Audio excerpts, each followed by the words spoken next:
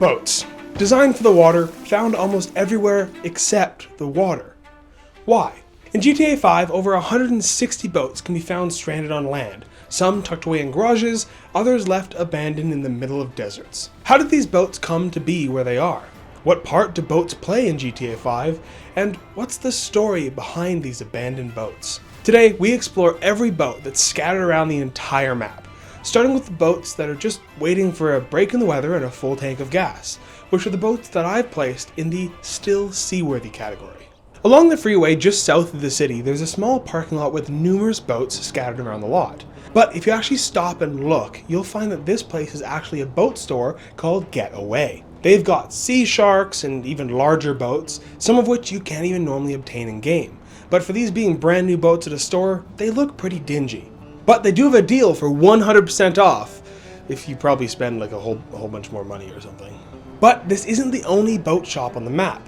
Up in Kumosh, we've all driven past this surf shop dozens of times. But they also do boat rentals, as seen from their stock of boats on the side of the building. This also gives us a good look at the most common boat designs that we see all the way around the map. That being said, if you're looking to stay in Kumosh and decide to stay at the Pacific Bluffs Country Club, you'll notice they also have numerous sea sharks scattered around the property, ready to be rented and used. Now, although these sea sharks are a different design than the ones we currently have in game, they are unique around the map and only seen in a few locations. You'll also find these exact same rentals at Del Perro Pier, though with only a couple of units, good luck beating the tourist crowd on a busy Saturday. Now there's also 3 piers in GTA 5 that feature different boats that are stored out of the water ready to be theoretically lowered for use.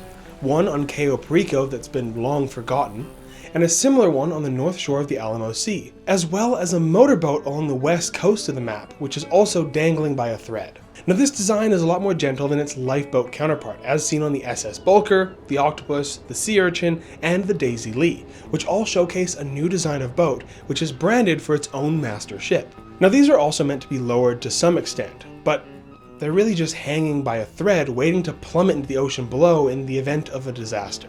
The only exception to this is the Ocean Motion boat, which also has lifeboats, or should we say life vessels. These are based primarily on Hyundai's totally enclosed lifeboat, and this design is much safer in rough or dangerous water. So I suppose it's the third vehicle that Buckacherz has ever produced in the game. Moving to the south end of Elysian Island, you can find the Los Santos dry docks with a large tugboat and 2 large sailboats, which have been left high and dry. The tugboat was also the only boat that could be seen on the map prior to its initial release in 2016. Now these dry docks are very common, especially for large vessels, built for easy access to complete repairs or construction. Because if you just filled this up with water, this tugboat could be back in business, assuming there's no massive hole in the side of it or something. Now the key to having a boat ready for sailing is both location and transport. At the docks on Cayo Perico, you can see 6 or more boats just sitting next to the boat launch. Obviously the boats have been sitting there for quite a while, but they're just waiting for someone to back them down the ramp and set sail. Some boats are just chilling on trailers all around the map, waiting for someone with a truck and a dream. They're just hoping to be hooked up and dragged to the water's edge. But it's nice to see that some of them have boats that could still be used today. And then there's boats like this one. No dock, no official launch point, but it's just kind of at the water's edge, ready to be tossed in and used. Now there's a small handful of this type of boat, rounding off the boats that are almost living the dream, but resting until they're needed again. But from here on out, the logic starts to sink. Now unlike the boats we just saw that were prepped, positioned, and full of potential, these vessels are beached. Perhaps due to tides or storms, or because somebody left them to die just steps from salvation. It's basically the maritime equivalent of leaving your goldfish on the kitchen counter and going, "Why is it not swimming?" For many of the boats that we see in this chapter, it's clear that they might have been stranded due to weather or changing tides, left high and dry until the next rainy season. But we can take this a step further, looking towards abandoned boat yards or scrap yards where some decommissioned boats are left to dry up. Like this scrapyard, which typically is known for its aircraft, also has some boats hiding in the back corner that many people aren't aware of. Now, if you're still watching, you're clearly a fellow connoisseur of GTA's most irrelevant details, and I've got some news. We're just getting started. Next, I'm ranking every military vehicle in the game for any members, and immediately following with a ranking of every drive-thru. Not the food, just the buildings and layouts, and we're going to see if we can get a Phantom Wedge through every single one of them. After that, I'm tearing apart every vehicle with removable body panels, and then on May 10th, we're diving into a list of tiny updates that only OG players remember. And finally, when we hit 50,000 subs, which is right around the corner, I'll be punishing myself by ranking every road in GTA 5. Yep, dirt, asphalt, pavement, all of them. So if you want to see those videos the second they drop, ring that little bell below and make sure you're subscribed. Now, throughout the waters of San Andreas, you'll find sunken wrecks, some intact and others splintered or starting to decay. Now, although there aren't many boats that fall into this category, they do add some character to the oceans and seas of the game, which is a very untouched area in GTA 5's map. One of these boats was even placed in the middle of a massive rock, which... I don't know what you're thinking, Rockstar. So there you have it, roughly 160 boats all perfectly misplaced across San Andreas. But I couldn't just end things there. No, that'd be too normal. And if you've made it this far, you deserve something better than normal. So it's time for the first annual San Andreas Boat Awards, a ceremony celebrating the weirdest, wildest, and most wonderfully waterless vessels in the game. Our first award tonight honors a very special kind of boat. A boat so far from its natural habitat, it makes you question whether Rockstar even knows what a boat is. The nominees are the Route 68 Sailover, a heroic vessel balancing on a hill above Route 68. It's not just far from water, it's practically in low orbit. Desert Sail, stranded deep in the Grand Senor Desert, miles from hydration, dreaming of tides that'll never come.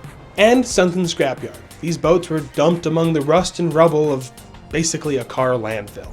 And the award for furthest from water goes to Route 68 Sailover. This boat defies physics, logic, and nautical classification. It's a true pioneer in the field of why. Now, while most boats in San Andreas have been forgotten, neglected, or launched directly into dirt, a few rare establishments still treat them with dignity. And the next category recognizes excellence in the fictional nautical retail. The nominees are Hang 10. This Chumash surf shack moonlights as a boat rental joint, serving tourists from all around. Getaway has a good play on words and is located just south of the city. This highway side lot is packed with boats that scream inventory clearance.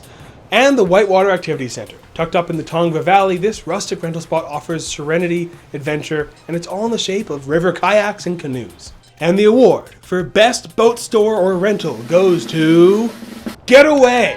With its generous 100% off sale, this isn't just a boat store, it's a lifestyle. A deeply discounted lifestyle. Now, not every boat dreams of the sea. Some aim higher, or just weirder. This award is for the boat that's doing its best to be different. The nominees are Del Perro Painter, a humble fishing boat that traded sea spray for spray paint. Soup Marine, a landlocked submarine perched proudly as a work in progress for the last 12 years. And the Hyundai, built for emergencies, used as a glorified storage locker on cargo ships. And the award for best boat in a non-boating role goes to the Del Perro Painter. The sea may have been its past, but the canvas is its future.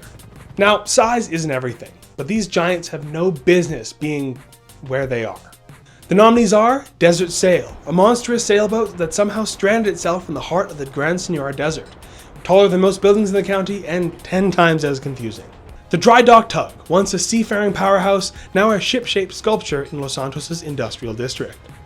And finally, the Hurricane Cayo Trina, a shipwreck disaster clinging to the rocks of Cayo Perico. Technically beached, definitely broken, and still too big to ignore. And the award for largest boat on land goes to the Desert Sail. This boat isn't just out of water, it's out of pocket. For our last award of the night, we've already seen some crazy and absurd boat placements in this video, but now it's time to crown the wackiest of them all. The nominees are Boat on Roof, a lone vessel perched atop a building, clearly trying to make a statement, possibly about sea levels, possibly about attention. And then we have School Boat, a bold fusion of the public education system and private maritime leisure. Practical? No. Iconic? Absolutely. And our last nominee of the night, Rocked and Rolled, a surreal sight. This boat has somehow phased halfway into solid stone. Good job, Rockstar. And the award for most dramatic placement goes to School Boat, where attendance is mandatory, flotation is optional, and the bell doesn't dismiss you, the Coast Guard does. Or in this case, I do. See you in the next video.